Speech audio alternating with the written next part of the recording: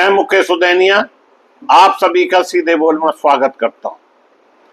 महाराष्ट्र की राजनीति में इस समय एक बार फिर ठाकरे परिवार और शिवसेना के भविष्य को लेकर बड़ा घटनाक्रम सामने आया है।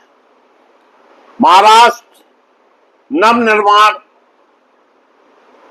सेना MLS प्रमुख राज ठाकरे ने अपने चचेरे भाई उद्धव ठाकरे के समर्थन में खुलकर बयान दिया। सांसदों की बगावत के बीच जब राज ठाकरे ने कहा कि सत्ता के लिए जनप्रतिनिधियों को तोड़ने की राजनीति चल रही है और जब किसी व्यक्ति का संगठन या स्वाभिमान मर जाता है तो वह केवल एक जिंदा लाश रह जाता है। यह बयान ऐसे समय पर आया जब शिवसेना UBT के कई सांसदों के बगावती रुख ने उद्धव ठाकरे की पार्टी को संकट में डाल दिया। रिपोर्ट के अनुसार 9 लोकसभा सांसदों में 6 सांसद पार्टी से अलग दिखाई दिए गए और कुछ संसदीय दल की बैठक से भी दूरी बनाई, जिससे संभावित टूट की अटकलें तेज हो गई। उद्धव ठाकरे ने भी कार्यकर्ताओं को संबोधित करते हुए कहा कि यदि पार्टी को उन पर विश्वास नहीं रह गया हो तो वे पद छोड़ने को तैयार हैं, लेकिन पार्टी को चोरी के या चोरों के हाथ नहीं जाने देंगे। राजनीतिक जानकारों के अनुसार 2022 में एकनाथ शिंदे के नेतृत्व में हुए बड़े विभाजन के बाद शिवसेना UBT के सामने दूसरा बड़ा संगठनात्मक संकट माना जा रहा है। हाल के दिनों में ऑपरेशन टाइगर जैसी चर्चाओं और सांसदों की नाराजगी ने पार्टी के नेतृत्व को चुनौतियां बढ़ा दी।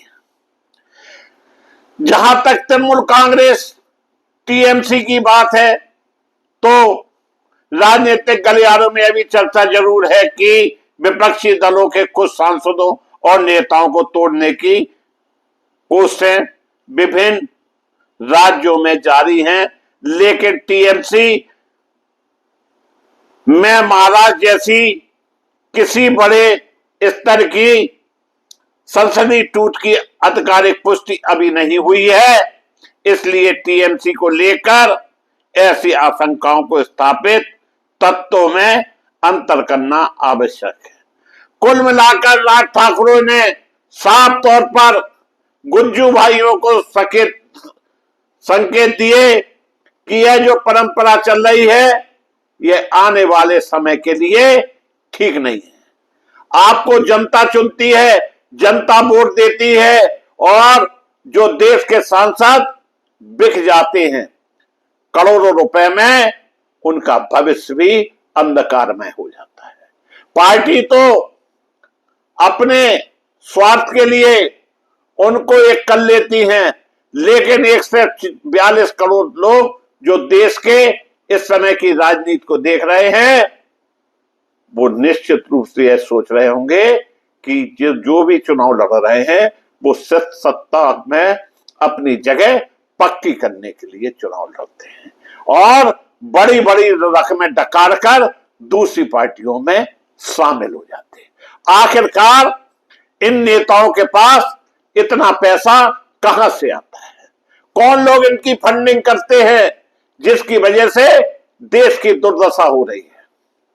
और यही वजह है कि देश में विकास नहीं सर्वनाश हो रहा है और नेता जनप्रतिनिधि मजा कर रहे हैं, मलाई खा रहे हैं।